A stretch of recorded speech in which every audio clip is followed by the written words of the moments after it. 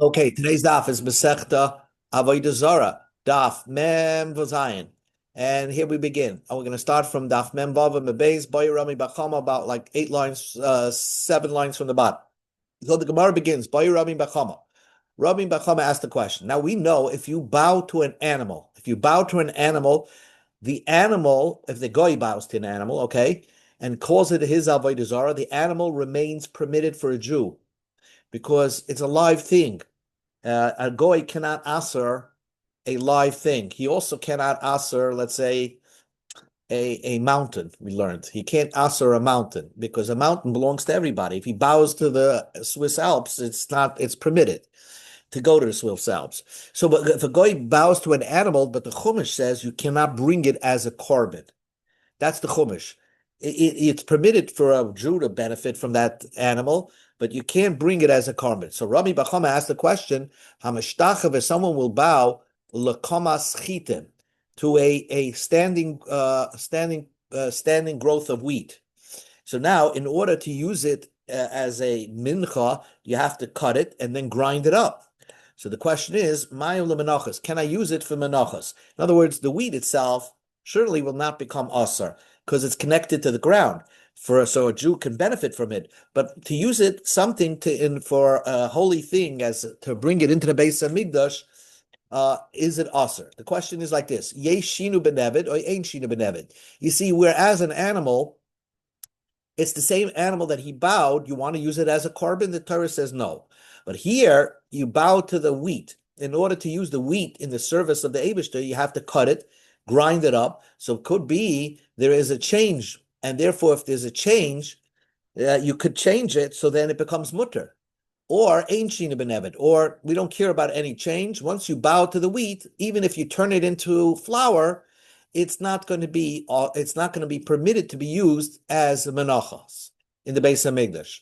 So Amar Mazutra B'rei Rav Nachman, Rav Zutra said that Toshma, he's going to try to link it to a machlekes tanoim, because the Mishnah says kol asurim legabe mizbeach. Let's say someone bows to an animal, okay, and he bows to a pregnant animal. So if he bows to a pregnant animal, so the v'ladasei mutarim, then you're allowed to use the offspring. The offspring don't remain mutter. So even first, it was a pregnant animal, and you bowed to the animal with the fetus inside, and now the offspring, it gave birth, you're permitted to use that animal as a korban. So we see that the Tanakama holds yesh shinui. It's a changed thing. So therefore, it changes when it's born. The Tana law and the Brisa says that there is Rabbi Lezer or Isar. Rabbi Lezer says it's Asar. So he holds that no change. It doesn't matter. Change still would make it still remain Asar to Hashem. So the question is, so they see over here, it's a machlekes tanoim. Do we say that if an item undergoes change, would it retain its isser to be used in the service of the Eibushter and the Beis Hamikdash? So that's what the Gemara wanted to link it. Says the Gemara, it's not a good link. The machlekes is kishenir b'ulsais ibru, when they did the avera to the animal and then it came pregnant. In other words, kol asurim gabezbeach is not that you did an avera to an animal, you bowed to the animal, you did bestiality to the animal while it was pregnant. First, you did the Isser, and then it gave birth, and then it came pregnant. Then it became pregnant. So there is the machlokes. What's the machlokes all about? Machlokes is there the Tanakama holds zev zeh goyim is mutter. The animal causes the birth plus an outside of the male, which is not usher. So therefore, the vlad is mutter, and Reb Lezer holds it's usher. He holds since it comes from an animal that was usher, even though when the animal became usher was not pregnant, if it subsequently became pregnant, the animal, the child, the offspring remains usher. But we go to Amud Aleph, Aval Ibru B'Soif Nirbu, if you did the Avera, you bow to the animal when it's pregnant, and if it was pregnant, and you did the Avera while the animal was pregnant, you did the bestiality, or you bowed to the animal. So Divri Hakol Asur, and everybody would agree it's Asar, because it doesn't. Once you did the Avera and the animal was with the offspring, with pregnant, while you did the Avera, that remains always awesome. In our case, you bowed to the wheat, even if you cut it down and you make it into, you grind it up, it's and make it into flour. It has a din like you did the Avera when the animal was pregnant, and therefore everybody would agree it's usher. So the Gemara just threw that away and says no. By the bowing to the wheat, it always retains its isser to be used for menachas.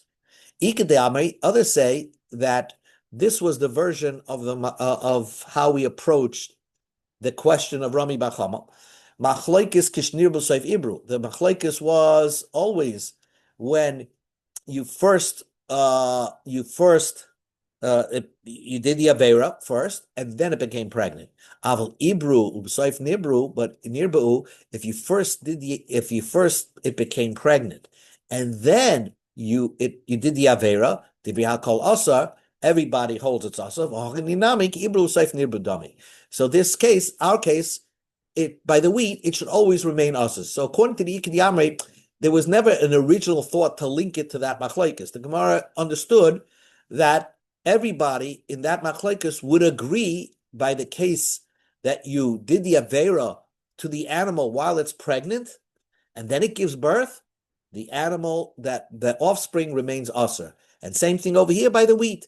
If you did the Avera, you bow to the wheat while it's still connected to the ground, then you cut it down and made flour to it, it'll always remain usher. That's what the Gemara right away says. So the Gemara says, Hachi Hashi, you can't say that. There's a big difference between a fetus that's born and wheat. Hasam, by the fetus, Bikar Behema. When it's a fetus, it's an animal. And after it's born, Hashta Behema, it still remains an animal. You didn't do a change to the animal itself. Dashahu Dachizabampa. It had a wall in front of it. It couldn't, before it was born, it was in the mother's stomach. Now it's born, it's out there. Hachab over here, maybe perhaps by the wheat, it will be mutter, because when the person bowed, it was wheat. Then you turned it into flour. So by turning it into flour, you turned it into something totally different than it was before. Could be you could use that flour for the menachas. So the Gemara does not resolve that question. Boy Rish Lakish. Rish Lakish has another question. Listen to this question. Guy bows to a palm tree. A guy bows to a palm tree, right? As an Avodah Zarah. Lulavay mahu mitzvah. Can I use the lulav to the mitzvah? Now the palm tree is not asa, right? According to some. So the lulav can use the lulav from that palm tree for a mitzvah. You see, if it's a tree that he planted for an avodah zarah, that's like an asherah tree, right? So then that tree remains also, and of course the lulavs that's from that tree is also that you can't even use that tree even if you use the branches to make a broom. You can't make a broom from that tree. He planted the tree for avodah zarah. When is my question? When is the real question? When you plant the tree, the guy planted the tree and then served the tree. So, according to Rabbi Yosef Yehuda, that's still like an asherah tree. That's no problem. That's still a problem. The tree was planted, you served it, so it remains an asher tree, so the lulavs can't be used. The question is, aliba de rabbanan.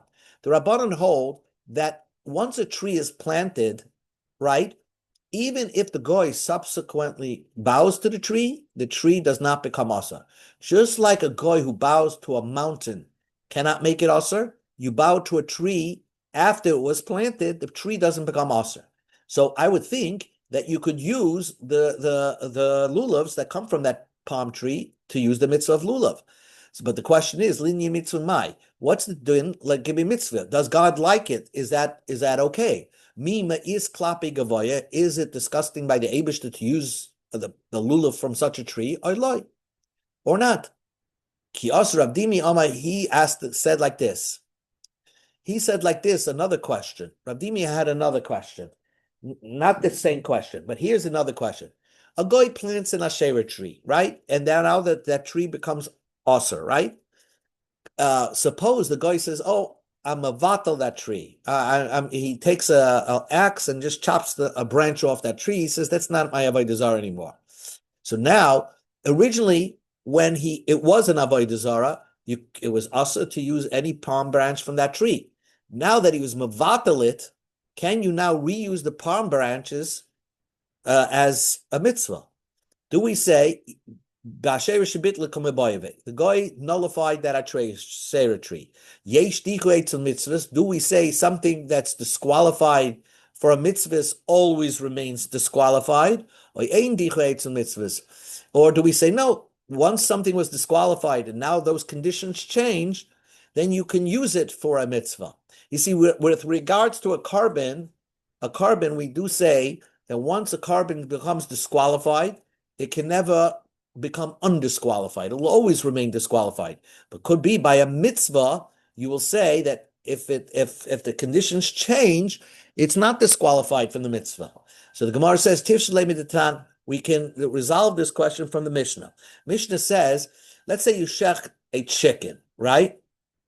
You shech the chicken, you're supposed to cover the blood. Kisohu, you cover the blood, right? Viniskala, and then the wind blew it off. Potam alachasis. Then you don't have to redo the mitzvah again. If the wind blew away your dust from the blood, you don't have to redo the covering of the blood. Kisohu ruach, but let's say you didn't do the mitzvah. The wind blew and covered the blood, and then it became uncovered by the wind again. Chayv lechasis, you have to redo it again. Rabba Babachana said in the name of Rabbi Yochanan, as long as it became uncovered again, then's when you obligated to redo the covering because you never did it in the first place. But if it never became uncovered, that's it. There's no mitzvah over here. Says the Gemara, but who cares? Once you were disqualified from doing the mitzvahs, once you're exempt from doing the mitzvahs because the wind blew it over and covered the blood, so why don't you say, once you're exempt from doing the mitzvahs. So who cares if now, after the wind blew and covered the blood, that another wind came and uncovered the blood, you were at one point exempt from doing this mitzvahs. Papa says, that proves it. There's no disqualification regarding the mitzvah. You're never forever disqualified. Sometimes you're temporarily disqualified, as in the case of the Kisadam. Temporarily, when the wind blew the first covering over the blood, you were disqualified. Now the wind came and blew the covering off the blood. You become obligated to do the mitzvah. So you see this ein dichi eitzel mitzvahs. Says the Gemara, that's my question. There are Papa goofy by, but I can ask my question around Papa. Could be Papa was just being machber. He was just telling you, listen, if the blood got uncovered, then you should recover it again. But that's a chumrah. But here we want to go lekula to say that this palm tree at one time you couldn't use, was disqualified from using any of the palms for a lulav. Now you want to say that since the goy will nullify the tree, now it's not an avodah zarah tree. You can reuse now you have a kula to reuse those branches for a lulav. So that's going lekula. Would you go so far and say ein dichu eitzel mitzvahs to be so lenient? That's the question. You see, it doesn't matter if you're going lenient or severe. Reb Kappa only said you only say to go strict, that you should redo the mitzvah. L'kula, to say that you could use a lulav from this tree, maybe you wouldn't say it. Teku, the Gemara asks, remains by this question. Now the Gemara goes on to another question. Papa asked the question, someone bows to the animal, Samra, can I use the wool? Can I use the wool to be used as the blue wool? Now, if you bow to the animal, we said the animal is permitted, but can it use for a mitzvah? So tchelis to buy. What kind of mitzvah are you using the tchelis? Eat tchelis l'kanim. If you're using it for the service of the Beis Hamikdash, to use it for the clothing of the Kahanim. That's the question of Rami Bachama. That once something is you use it for Avodah Zarah, or you try to use it for Avodah Zarah, can you use it in the service of the Beis Hamikdash? If you're just using it for a mitzvah, not for the service of the karbonos, but you're using it for tchelis of a pair of tzitzis, that was the question of Rav Shlakish. Is something that you did something wrong with it, like Rav Shlakish says, a person bowed to a tree, even though the tree is permitted, can you use the lulavs? Can I use the branches for a lulav? So that is the question of Rav Shlakish. So what's your new novel question, Rav Papa? Answer the Gemara, Eina Hachanami. Rav Papa didn't have that question. He just asked it as a bunch of other questions, but his main question, Rav Papa, is the bunch of other questions. If you bow to an animal, of course the animal is permitted. But samur ma'ulach tchelis. Can I use the wool for the mitzvah of tzitzis? Karnel, the corns, ma'ulach hatzaiches. Can I use it for the shofar? Shokel, the hair is the thighs, ma'ulach halilin. Can I use it to make musical instruments? Benim me'eha, ma'ulapoi ares. Can I use the intestines to use it as to make like strings for the violin? Now, here it's a different type of question, because you're using it for the service in the Beis Hamikdash, but maybe the service in the Beis Hamikdash does not require musical instruments when you're bringing the karbanos. Aliba, the Torah tells you have to sing, but the Torah didn't say shira, but the Torah didn't tell you how to sing. Aliba demandi ama'ika shira bekle. If according to the opinion that says that the main singing that the Torah requires you to sing by karbanos is using musical instruments, of course, like tibayalach devadiyasish. Certainly, you can't use these parts of this animal to be used in the service of making musical instruments. Certainly remains aser. Kita bayalach. But my question is, aliba demandi yama, according to the opinion that says ika shira bepeh, if the main shira is by using your singing voice, that's what. So the fact that they did have musical instruments in the Beis Hamikdash, perhaps is basume kol ba'almahu umaysinam. It's just to beautify the voices of the Levium, and that's it. It's not a obligation. Idilma, or you will say but still, it's being used in the Beis Hamikdash. You should not use instruments made from such an animal that you bow to. Teku, the Gemara remains unresolved. Bel Rabba asked the question: a person bows to a well. Now, that well, you're using it for, let's say, nisach hamayim. Sometimes they poured water on the mizbeach. Can I use it for the nisach hamayim that they used? So, what kind of question is? We don't know what a person bowed to. The question is, he's bowing to his reflection. And if you're bowing to your reflection, well, that your reflection, the water keeps flowing, so it's not the same. So therefore, the water will remain mutter. Dilmar, maybe lamaya kasagi, he's bowing to the well water, all the well water. So that's the question. So the Gemara says, why did you question whether I could use the water for nesachim? Take the question of itiboyloi sefer lehedya. Take a little bowl, you put water in it, and ask the same question. When a person bows to the wall, if the goy bows to the bowl of water, is he bowing to his reflection, so the water remains mutter, or he's bowing to the water, and he wants the water to become the Avodah Zarah? So the Gemara says, L'olam, when a goy bows to water, he's bowing to the water. So the water, if you put it into a bowl, will certainly remain awesome. This is the question. When a person bows to the well, is he bowing to the first water that gushes out of the well? And therefore, but that disappears. So therefore, the rest of the well water that comes out is now permitted to be used for the sachem.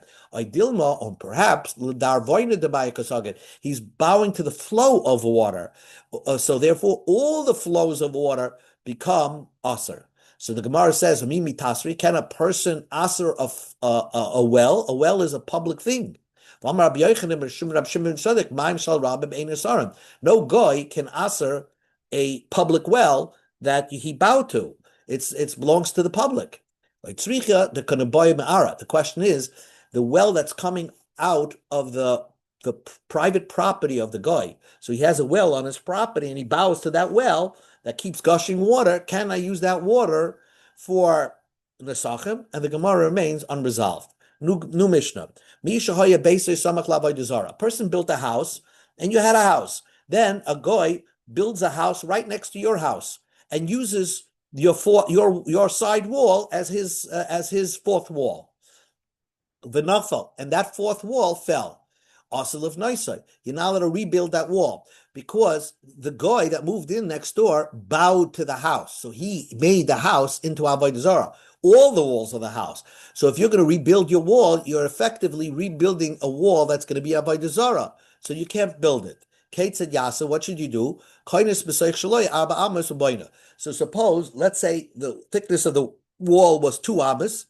So you, from his end of the wall, which was 2 amas, 1 amma away, you count your wall, which is 2 amas. So you just move into your property another 2 amas and build a fourth wall, and that wall will be your wall, and forcing him now to build on his property. He's not going to enter your property now. He's going to have to build his own fourth wall by himself. Let's say let's say you originally built a wall belonging to both of you. So then Nidam, we go to Amid Beis, Nidam Mechsel Mechsel. Then it's that we deal it like half and half. In other words, half the wall belongs to you, half the wall belongs to him. If it fell down, so what you should do is move in from your side 3 amas from your wall plus another 2 amas. So together it will be 4 amas. Again, he's going to have to build his wall. Avonav Eitzav Afari. Let's say the wall fell down. What happens with the stones and the wood and the dirt? Metam and kasheretz. You're not allowed to touch that, because if you touch them, you become tameh, because they were avodah zarah. He bowed to the walls.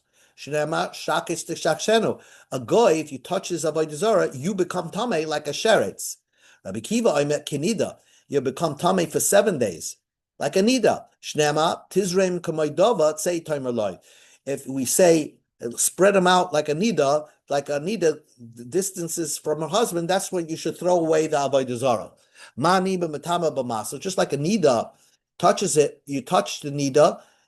You could also be matama through the nida if you carry the nida. Even if you don't touch the nida, if you just lift the nida, you without touching her, you become tameh. So also avodah zarah, if you not even touch the stone, but you just lift the stone on a tray, you become tameh.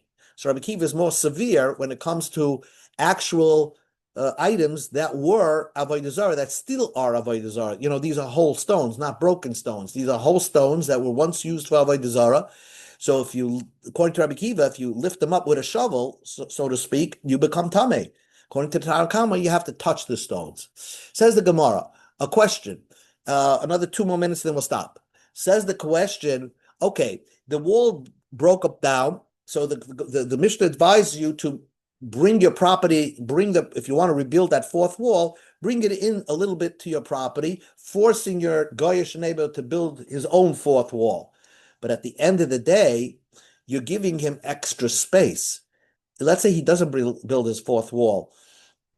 He actually sees the side of your house, which he technically can just use, as his part of his avodah zarah. You're giving extra space to avodah zarah. So from the back wall of your house, the side wall of your house, where you now rebuilt it, and now there's a more of a space between you and your goyish neighbor, and there is no wall over there, put up a Beis HaKisei over there and go to the bathroom there. So the Gemara says, you have to go to the bathroom in private. So the Avad Le Beis HaKisei Delilah, that you'll only use that Beis HaKisei at night. Says the Gemara, but didn't we learn, Eza Tsunua, Hanifne Balayl, B'mokam Shnifne B'yayim, Ba'afa Kimne B'kederach, Mi Tsunusu B'ylam Eben. We learned that if there's no such a thing to have a nighttime Beis HaKisei where no one can see you, because you have to hold sneers even by night the same way you have during the day. If the day requires you a wall, so then the nighttime also requires you like some protection when you do your business. And same thing, if a person goes to the bathroom at night, he should lower his pants only what's necessary. So we see that you need to have tznius at night. So a question that remains: how am I supposed to rebuild the wall on my property and now give space to my neighbor who's doing avodah zarah? I'm giving him extra space. And so making a beis akisi there doesn't work. Answers the Gemara, the overlay litinoikis. Either you'll make a child's type of bathroom, awful iname, or the gadolay his neighbor higne. You just put up like bushes over there. You're not going to build your wall, but you put up bushes just to block that type of a bathroom. One more minute. There are three types of houses. If a guy built the house, even if he didn't serve the house as an avodah zarah, the house remains aser. He plastered and cemented an existing house, la avodah zarah, the chidesh. Now, noitel mash chidesh. If you want to make it take it off the avodah zarah, all you got to do is take off what he added. Let's say he drew a cemented picture and added it to the house. You just knock it down. You have him knock it down, and now it's a good house. But if he built a house for an avodah zarah, he has to knock the whole house down. Let's say he has a house, regular house. He's not worshiping the walls of the house. He just brought an idol into the house. Then he just takes out the idol. Then the house is mutter. Omar Rav says, Hamashtach for the bias asar. If you bow to a house, of course the house is asar. Alma kasova tolish ubsayv chibroy ketolish domi v'nam benoy tanam. The question is, why did the Mishnah say that the house the goy built, he originally built it to use it for an avodah zarah? According to Rav, there's another way that house is asr. The house existed, and now he bows to it, because according to Rav, if you bow to a house as is, the house becomes asr.